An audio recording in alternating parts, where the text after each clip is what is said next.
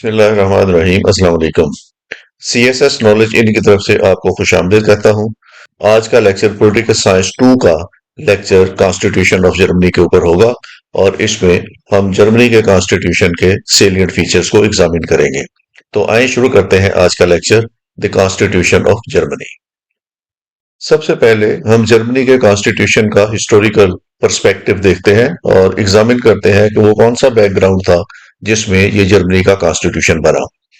German constitution is called basic law for the federal Republic of Germany और इसको grand justice कहते हैं। तो ये जर्मनी का जो कॉन्स्टिट्यूशन है इसको बेसिक लॉ भी कहते हैं। It was adopted on 23 May 1949 after the world war two. दूसरी जंग अजीम के बाद जब यूरोप के अंदर बहुत सी तब्दीलियां रूनमा हुई तो उसके बाद ये कॉन्स्टिट्यूशन जर्मनी चूंकि जंग हार गया था तो उसमें इसके बाद फिर ये 23 मई 1949 को इन्होंने एक नया कॉन्स्टिट्यूशन दिया। The constitution was ratified by the parliament of more than two-thirds of the German landers between May 16 and 22, 1949।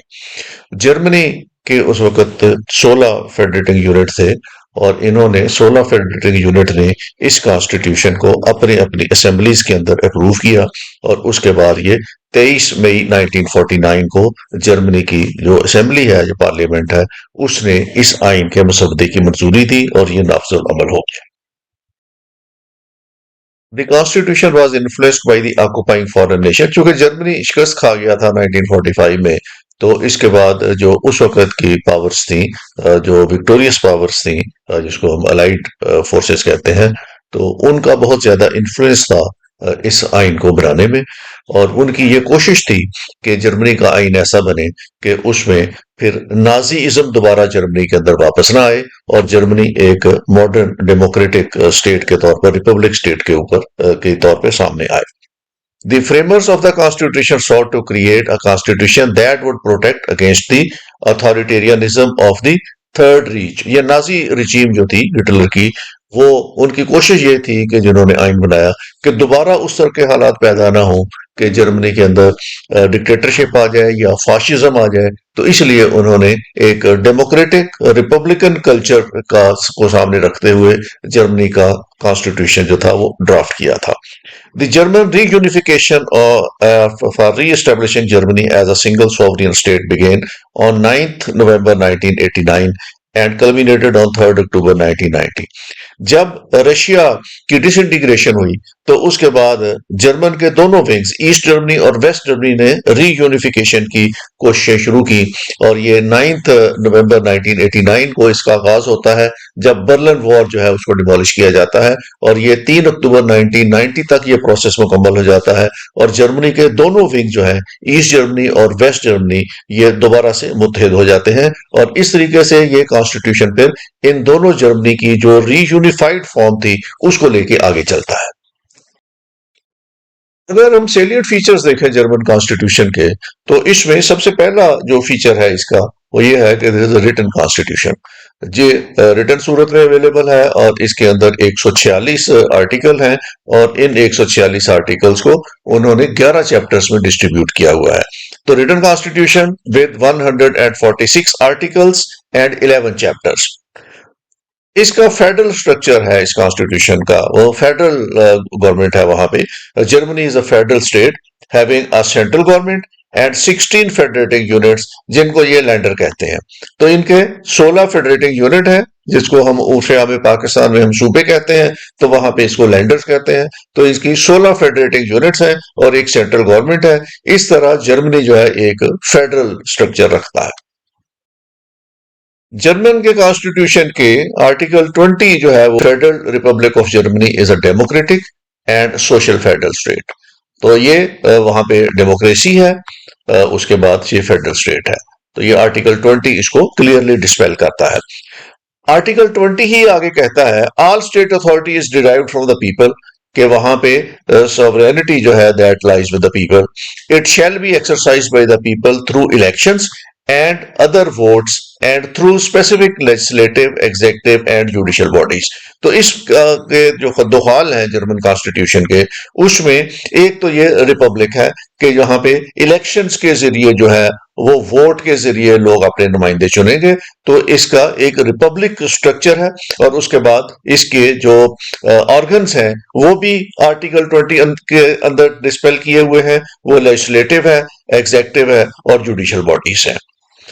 All Germans shall have the right to resist any person seeking to abolish the constitutional order if no other remedy is available। ये उन्होंने article 20 के अंदर ही ये लिखा हुआ है कि अगर कोई डेमोक्रेसी से हट के कोई सिस्टम लाने की कोशिश करेगा, क्योंकि उन्होंने एक्सपीरियंस किया हुआ था हिटलर का, तो उन्होंने इसके अंदर डिस्पेल किया हुआ है कि लोग जो है वो कॉन्स्टिट्यूशनल ऑर्डर के जो अगर कोई अबॉलिश करने की कोशिश करेगा तो उसके खिलाफ वो पूरा राइट है उनको कि वो रेजिस्ट करें।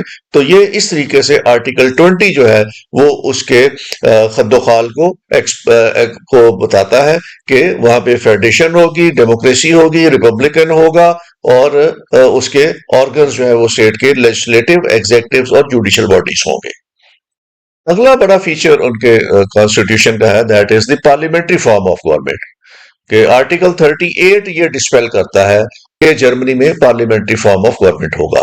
German is a democratic and federal parliamentary Republic.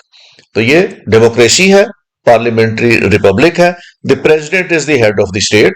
जिस तरह आम रिपब्लिक्स में होता है पार्लियामेंट्री फॉर्म ऑफ गवर्नमेंट में कि हेड ऑफ द स्टेट हमेशा प्रेसिडेंट होता है और उसके पास बड़ी सेरिमोनियल सी पावर्स होती हैं। तो president is the head of the state and chancellor is the head of the administration and cabinet.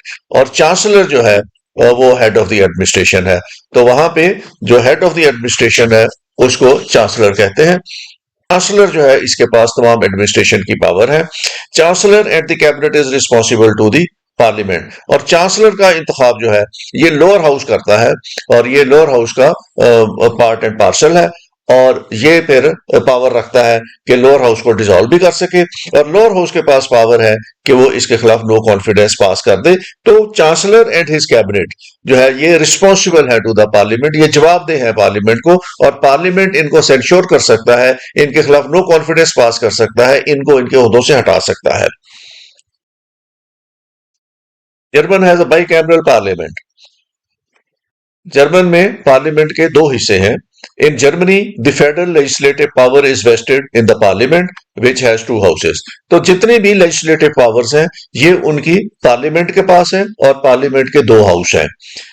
पहला हाउस जो है that is called Bundestag. Bundestag is the lower house. Lower house of the German parliament is directly elected by the people and has 630 members. तो ये directly elect किया हुआ है लोगों से और इसके 630 मेंबर हैं। और जो अपर हाउस है दैट इज कॉल्ड बंडेसरैट और इसको अपर हाउस को बंडेसरैट कहते हैं और ये रिप्रेजेंटेटिव बॉडी है ऑफ द लैंडर्स और इसके 69 मेंबर्स हैं। तो दो हाउस हैं। लोअर हाउस जो है वो पॉपुलरली इलेक्टेड है और उसमें 630 मेंबर्स हैं और जो अपर हाउस है उसमें रिप्रेजेंटेटिव है ऑफ द लैंडर्स और उसके मेंबर्स की तादाद 69 है। जर्मन कॉन्स्टिट्यूशन जो है ये सेपरेशन ऑफ पावर को यकीनी बनाता है। The separation of power in Germany is the division of the states power between the legislative, executive and the judicial branches. तो ये तीनों ब्रांचेस की जो पावर्स हैं और फंक्शंस हैं ये क्लियरली इंडिकेट करता है कि कौन से ऑर्गन ने कौन सी पावर्स एक्सरसाइज करनी है और हर ऑर्गन अपनी लिमिट्स के अंदर रह के अपनी पावर्स को यूज करता है। The purpose of this separation is to prevent abuse of power and protect the freedom of the citizen। मकसद उनके कॉन्स्टिट्यूशन का ये है कि पावर्स किसी एक हाथ में मुर्तकिज ना हो, कंसंट्रेट ना करें किसी एक हाथ के अंदर और उससे लोगों की फ्रीडम जो है वो मुतासर ना हो। तो इसलिए उन्होंने सेपरेशन ऑफ पावर का बड़ा डिस्टिंक्टिव सिस्टम रखा हुआ है। Legislative branch German parliament is the legislative organ comprising two chambers. उनकी जो लेजिस्लेटिव ब्रांच है उसके दो चैम्बर है। Bundestag the lower house is the highest legislative body in the Germany. तो लोअर हाउस जो है ये उसमें ज्यादा लेजिस्लेशन का काम होता है। Bundesrat is the upper house is the other chamber of the parliament. तो दो चैम्बर है। The parliament has the authority to amend the constitution and make laws. तो पार्लियामेंट के पास ये रिस्पॉन्सिबिलिटी है कि वो आइन को अमेंड कर सकती है वो रूल्स बना सकती है, वो लॉज बना सकती है, वो एक्ट्स बना सकती है। तो ये बेसिक जो है लेजिस्लेशन का काम ये लेजिस्लेटिव ब्रांच के पास है। एग्जेक्टिव ब्रांच जो है उसमें the federal president is the head of the state. Executive में जो प्रेसिडेंट है वो हेड ऑफ द स्टेट है, but his role is mainly ceremonial. उसका रोल सेरिमोनियल है और उसने प्राइम मिनिस्टर की या उसने चांसलर की एडवाइस के ऊपर जो है वो अपने फंक्शंस परफॉर्म करने हैं, या उसने डिसीजन मेकिंग जो करनी है वो चांसलर की एडवाइस के ऊपर करनी है। The federal chancellor is the head of the adjective branch and the most powerful official. तो चांसलर वहां पे हेड ऑफ द एडमिनिस्ट्रेशन है और तमाम पावर जो है वो डे टू डे बिजनेस करने की वो चांसलर के पास है। The federal chancellor is elected by the lower house and is answerable to it. इसका इंतखाब जो है वो लोअर हाउस करता है और ये लोअर हाउस को अलॉन्ग विद हिज कैबिनेट ये रिस्पॉन्सिबल है to the lower house. The executive is responsible for implementing the policies. तो एग्जेक्टिव का काम यह है कि जो पार्लियामेंट ने लॉज बनाए हैं उनको एनफोर्स करना है, जो पार्लियामेंट ने पॉलिसीज बनाई है उनको एनफोर्स करना है। तो basically day to day administration जो है ये एग्जेक्टिव्स के पास है। तीसरा ऑर्गन जो है वो जुडिशरी है। The German judicial system has two level comprising the federal and the state courts. तो जर्मनी में दो अदालती निजाम चल रहे हैं, एक स्टेट्स का अपना अदालती निजाम है और फेडरेशन का अपना अदालती निजाम है। The federal courts are the court of appeal, और फेडरल कोर्ट में मोस्टली जो है वो कोर्ट की लोअर कोर्ट्स की अपील्स जाती हैं। The federal constitutional court deals with the constitutional matter and interpretation of the law. तो जर्मनी में एक फेडरल कॉन्स्टिट्यूशनल कोर्ट भी है और ये इसका मकसद जो है और इसका पर्पस यह है कि ये कॉन्स्टिट्यूशनल मैटर्स पे जो भी केसेस आएंगे ये कॉन्स्टिट्यूशनल कोर्ट सुनेगी, और अगर इंटरप्रिटेशन ऑफ द लॉ करना पड़ेगा तो वो भी ये फेडरल कॉन्स्टिट्यूशनल कोर्ट करेगी। It is the highest judicial body in the Germany. तो ये फेडरल कॉन्स्टिट्यूशनल कोर्ट जो है उनका सबसे बड़ा इदारा है। इसके अलावा सुप्रीम फेडरल कोर्ट भी हैं उनके पास, और ये सुप्रीम फेडरल कोर्ट्स में डिफरेंट जो उनके कैटेगरी के केसेस हैं उसके हिसाब से बनाई हुई हैं। तो इसमें पांच उसके जो है वो फेडरल कोर्ट्स हैं, जिसमें फेडरल कोर्ट ऑफ जस्टिस है, फेडरल एडमिनिस्ट्रेटिव कोर्ट है, फेडरल फिस्कल कोर्ट है, फेडरल लेबर कोर्ट है और फेडरल सोशल कोर्ट है। These courts act as supreme court of ordinary, administrative, financial, labour and social jurisdiction. तो हर कोर्ट की अलग अलग ज्यूरिस्डिक्शन है। तो इस पे जो हम डिटेल के साथ बात करेंगे, स्ट्रक्चर है जो इसकी कोर्ट्स की या जुडिशरी की, ये जब हम जुडिशियल सिस्टम पढ़ेंगे फ्रांस का तो उसमें हम डिटेल के साथ इन चीजों को डिस्कस करेंगे। Executive powers. Germany executive power is vested in the cabinet comprising the federal chancellor and the other ministers। तो जो executive power है मोस्टली ये कंसंट्रेट करती हैं विद द कैबिनेट, और कैबिनेट में चांसलर है उनका और उसके बाद उसके कैबिनेट मेंबर्स हैं जो चांसलर पिक करता है। The president hold ceremonial role and limited reserve powers. The federal chancellor is the head of the government. To be elected as the chancellor the candidate has to obtain an absolute majority in the Bundestag. तो executive power जो है वो इनके पास chancellor के पास है। German में independent of judiciary को इंश्योर किया गया है, और इसमें independence of judiciary in Germany is the fundamental constitutional principal that ensures the rule of law. वो इंडिपेंडेंस ऑफ जुडिशरी इसलिए उन्होंने इंश्योर की हुई है कि वहां पे सिटीजन को इक्वालिटी मिले और रूल ऑफ लॉ एस्टेब्लिश हो जाए, और उसके लिए उन्होंने आर्टिकल 97 जो है जर्मन कॉन्स्टिट्यूशन का, this is guarantees the independence of the जजेस and states that they are only subject to the law. तो सेपरेशन ऑफ पावर है वहां पे हम डिस्कस कर चुके हैं। The basic law establishes the separation of power which gives the judiciary the power to independently supervise the government. अब इसके अंदर जो इंडिपेंडेंस ऑफ जुडिशरी उन्होंने इंश्योर की हुई है उसमें एक तो उनके पास जो है ये लॉ गारंटीज करता है इंडिपेंडेंस ऑफ जुडिशरी की, और दूसरा सेपरेशन ऑफ पावर है कि जुडिशरी के मामला में ना एग्जेक्टिव इंटरफियर करते हैं ना कोई और जो है लेजिस्लेचर है वो इंटरफियर करते हैं, और तीसरा उनके पास जुडिशियल रिव्यू है। Almost all federal and state actions are subject to the judicial review. तो उनके यहाँ जुडिशियल रिव्यू जो है that is with the judiciary. इसके अलावा जजेस shall be independent and subject only to the law. Removal of जजेस जो है वहां पे उन्होंने बड़ा ट्रांसपेरेंट सिस्टम रखा हुआ है और ये जुडिशियल डिसीजन के जरिए जो है ये किए जा सकते हैं। और उसमें भी अगर उनके पास ऐसे सॉलिड रीजंस हो कि उनको खिलाफ जजेस के खिलाफ कोई उन्होंने डिसिप्लिनरी एक्शन लेना है तो उसके नतीजे में ही वो उनको हटाया जा सकता है। The legislature may set age limit for the retirement of the जजेस अपॉइंटेड फॉर लाइफ। तो जजेस की रिटायरमेंट की एज सेट करना जो है ये पार्लियामेंट का काम है। लेकिन जो इसमें कुछ चेंजेस अगर लानी है, कोर्ट के स्ट्रक्चर में अगर कोई चेंजेस लानी है तो वो भी पार्लियामेंट ला सकती है। लेकिन उसके नतीजे में अगर कोई जज ट्रांसफर होता है या उसकी जॉब खत्म हो जाती है, सीट खत्म हो जाती है उसकी, तो उसके लिए फिर उसको उसको रिमूव करना पड़ता है ऑफिस से बिकॉज ऑफ दी सीटें कम हो गई हैं जुडिशरी की।